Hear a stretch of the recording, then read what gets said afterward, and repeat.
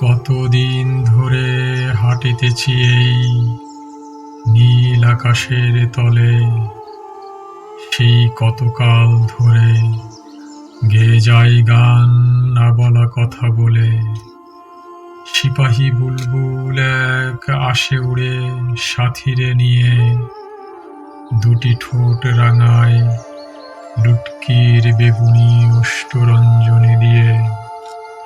মাল্টা পাতার রূপালী নকশা পোকার দাঁতে আঁকা, কেউ যেন কারো মতো নয়, অনন্য আঁকা বাঁকা।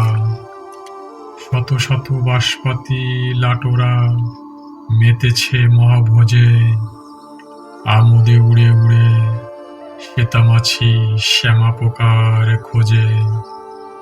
এইখানে মেঘেরা আসে বাতাসের হেয়ালি দোলায়, মনটাকে রেশম শিশিরের মতন ভিজিয়ে দিগন্তে মিলায়। পানবটের আধার কোঠরে কবেকার বাসুকির ভ্রাতা ক্ষণে ক্ষণে ভেঙে দেয় স্তব্ধতার আদিম নীরবতা। হলুদ বালিকা এক নিত্যরত ঝিরিতে নামিয়া পার করে দুপোহর হুগলি ঝিনুক খুঁজিয়া খুঁজিয়া। এইসব দেখি আমি মাটিদের হরিত পশমে পশমে, গঙ্গা ফড়িং ঝিঝিয়ার হরিণ পোকার রৌদ্র নির্ঘুমে।